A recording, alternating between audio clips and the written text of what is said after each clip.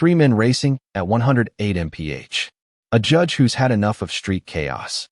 And one defendant whose case takes a shocking turn no one saw coming. What starts as a simple highway racing charge quickly spirals into revoked bonds, hidden details, and a judge determined to stop something much bigger before it's too late. Stay with me, because this courtroom moment escalates fast.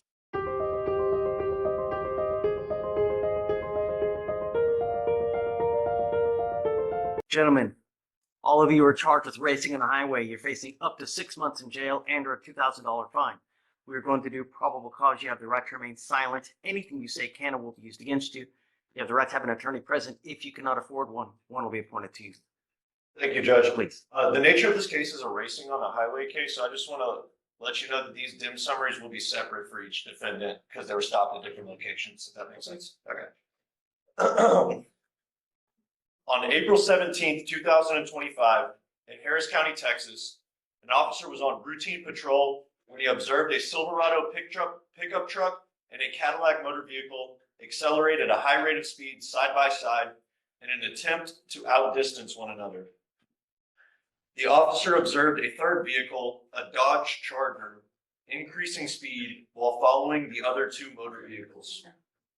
The officer accelerated approximately to 108 miles per hour in an attempt to catch up with the three vehicles.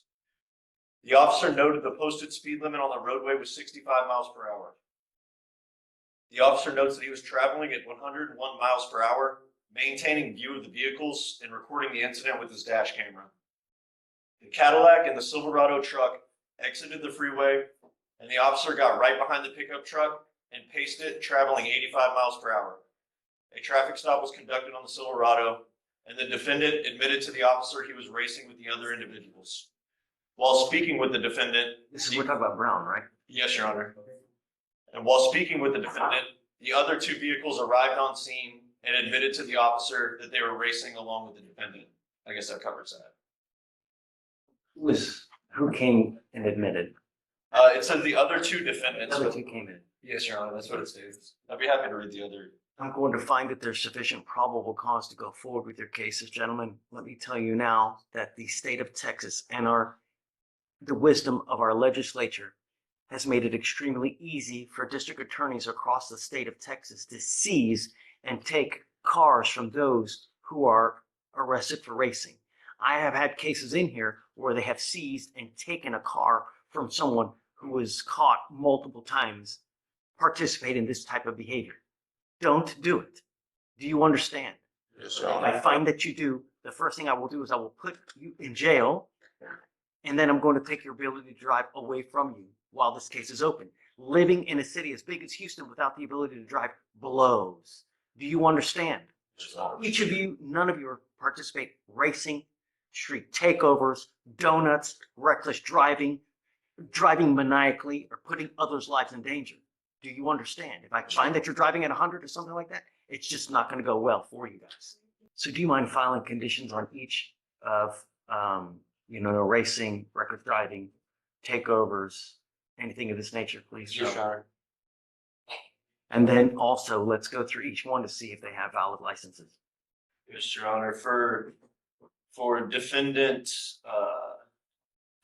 Thomas, we do have an eligible license. Okay.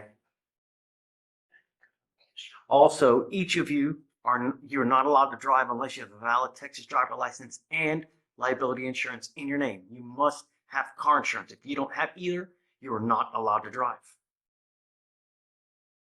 For defendant Brown, we do have an eligible license as well. Okay. And then for defendant Graves, the license is eligible. All right. Gentlemen, do you have the ability to hire a lawyer, Mr. Brown? Okay. Do you have the ability to hire a lawyer? Okay, we're going to give you time to go hire a lawyer. We're going to give you 30 days. When you come back, please have a lawyer. I'm going to have you each go to Victoria, sign a reset. Then we will have you take a seat in the jury box while we get your bond conditions. We'll have you sign it, and then you'll be free to go. We have enough death on our streets. Don't contribute to it. You understand? Sure. All right, come on, guys. Picked up a new case? It was the other two ID, I'll upload now.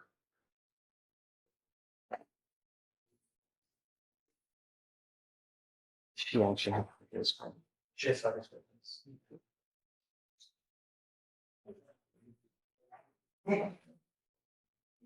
I do apologize. I was trying to pull arm as judge. Take your time, Blaze. There's never a problem. Can you read to me what happened on the failure to ID?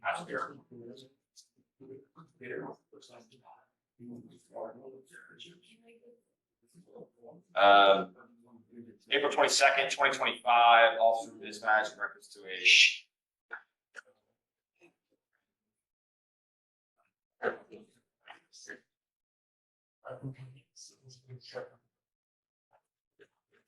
in reference to a burglary of a motor vehicle. Complainant stated that at 4:30 a.m. she heard a car alarm go off and looked out the window and saw two individuals leaving. Oh my God, you're telling me this is a BMV? No, it's not being That's the co-defendant It's judge. She's with. This is a party. not charged with Your Honor, say that, but complainant, person suspect, and Silva stated that she was, quote, going to beat her ass if she kept following me. The complainant was able to flag down an officer. And the defendants, the other complaining witness, the owner of the vehicle, said the officers, there was a red paint on the front seat of the complainant's motor vehicle. Complainant observed that a bike that defendant Silva was riding on had red paint on the seat, and the back of defendant Silva's pants was also red paint. During the investigation, I observed defendant Silva with red paint on the back of her pants. During the investigation, defendant Silva admitted to going to the vehicle to find which changed. Once the defendants were detained, officers asked her defendant's court's name and date of birth was.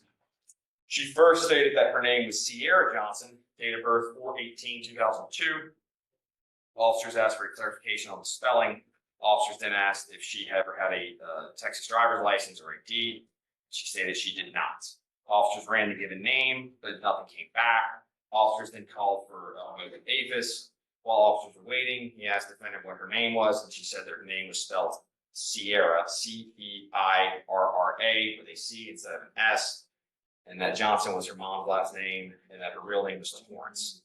Officers ran a new name and Texas driver's license came back to defendant Torrance with multiple City of Houston Precinct 2 warrants. License secured. So the co-defendant got charged. The defendant was charged, Your Honor. I'll pull it up now. Why not Miss Torrance? From what I could read in here, Judge, I don't want to speculate, but I think all of the evidence points to the defendants. And in fact, the co-defendant admitting to going into the vehicle. There was red paint in the car. Right. She has red paint on her. That was. No, that was.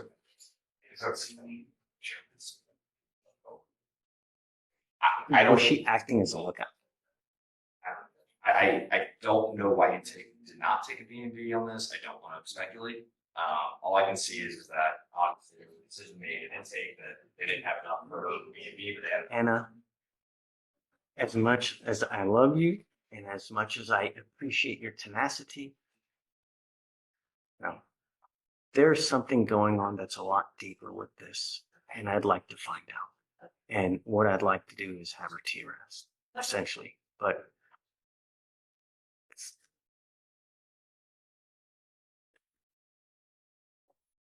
I don't know what we need to do to get through to you, Miss Torrance, but apparently of all the stuff that we've dealt with now, in your case is what?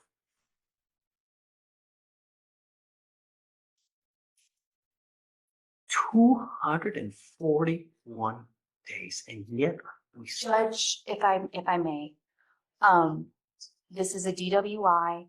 We got the alcohol report back and they sent it off to get tested for tox. We still do not have that toxicology report.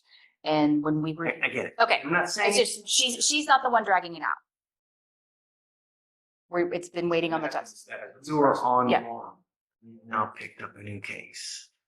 I've repeatedly asked you to behave yourself while on bond. That you are not charged with 2 cases and you merely have the one. I'm now revoking your bond on the DWI and I'm taking you in. And what I'd like to do is have her T-Raz Okay. immediately to see how we go forward, because this is, in my opinion, throwing her to the wolves, because something is going on and I'm going to try to nip it before it becomes felonious. Judge, we do have an alternative offer on there. That would be discussed. I want to do it first, so we see how to go forward, because I don't want, I just, And while we're here, actually, let me talk to the state about this before I'm gonna give them a heads up. This wasn't just about speeding. This was about choices, consequences, and a judge who refuses to let Houston streets become more dangerous. If you want real, unfiltered courtroom drama with moments that make you think twice, make sure you subscribe now and turn on notifications. Because the next case, it might be even more intense.